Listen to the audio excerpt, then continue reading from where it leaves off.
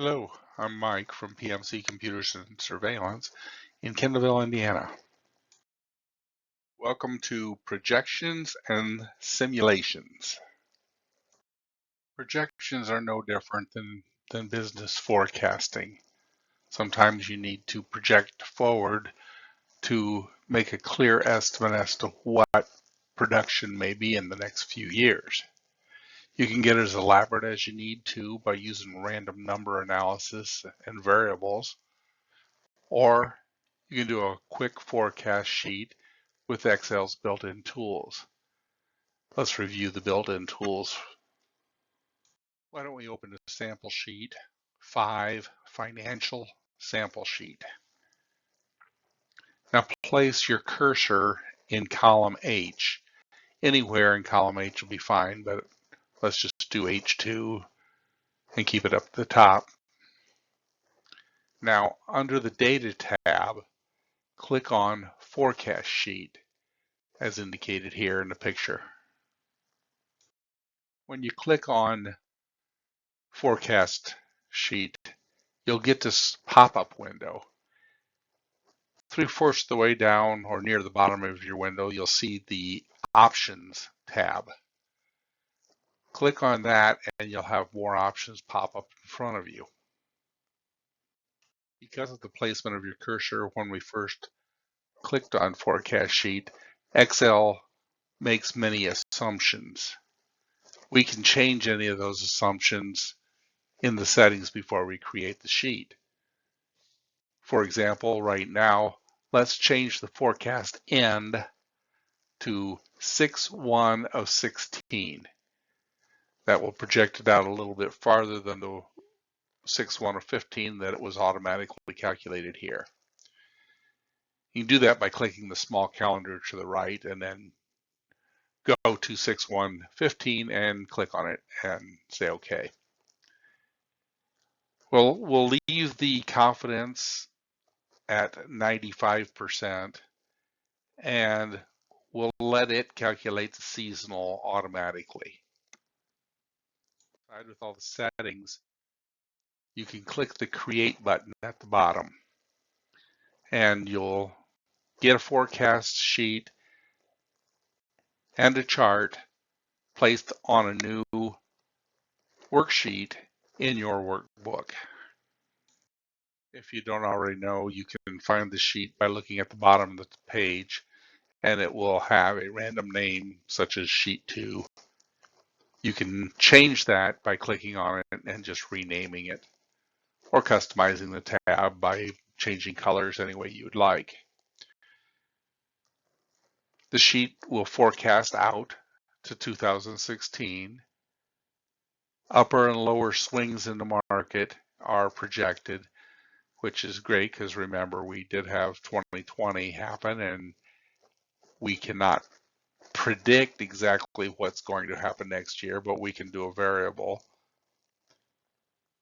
You also get the chart and you have all the tools to the right as we discussed in our last lesson. The plus sign, the style, and the filters. If you don't see the 3 tools at the right of your chart, click in the middle of the chart somewhere and they should appear. But this is what you'll see on your new sheet. You can drag it around, you can customize the chart, you can change any part of it you want, and it's on the second page. What I like to do a lot of times if there's room is copy or cut the chart itself and place it back on the front page. This is what the same chart looks like with a little customization. I put a border around the outside in red, changed it to black, put some legends at the bottom to make it really pop. Makes it a little nicer for the presentation when you go in to present it. That covers projections quickly, but what about simulations? Well, if you remember right, back in the statistical analysis class, we covered what if analysis. Let's go back and do a quick review of that. Again, we'll use this very simple chart to show you the power of this. But we went to the bank and needed $40,000, and the interest rate is currently 9% on your type of loan. And the banker is going to allow you 2 years or 24 months to repay. Well, this is all great, but I can only make $1,750 a month in payments, and you're telling me I'm going to have to pay $1,966. What can I do to change that?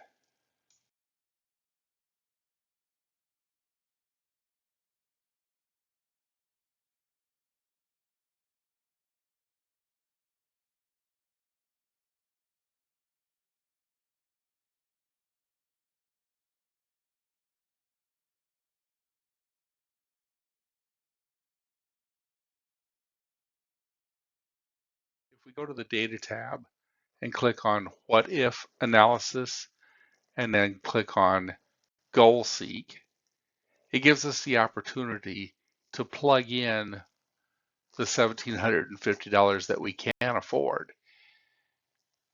The set cell is the 1750, which is in B6, and we want to see what happens or what will change if we go to cell B1. Remembering that in cell B1 is our principal, by inputting $1,750 in B6, our monthly payment, it will tell us that now we can only get $35,593. Well, that is all great, but I still needed the $40,000. So maybe if I made the variable, the set, as B3 and extended it out to another 6 months, maybe I can still get the $40,000 and pay the $1,750. This is nice because it allows you to play with the numbers and nothing changes in your sheet until you click OK. You can always cancel it, or you can also save in What If Scenario Manager and come back and revisit all these calculations anytime you want. Power of running your forecast sheet and then presenting it to your boss. Your boss asks you, what if we were to increase sales by 5%? Well, you can go right back to your office, run a couple quick reports in the what if analysis, and return to your boss's office with a forecast sheet showing him exactly what would happen if you increase sales by 5%. Of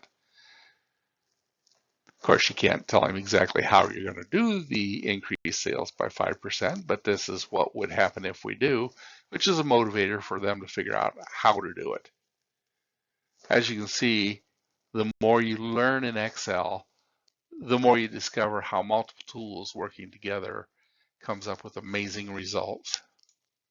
Any questions you have right now, we'll talk about them, but remember, if you have any questions down the road, you come up with a scenario that you need help resolving, give me an email at mike@pmcreation.com, and I'll do my best to get back with you with an answer.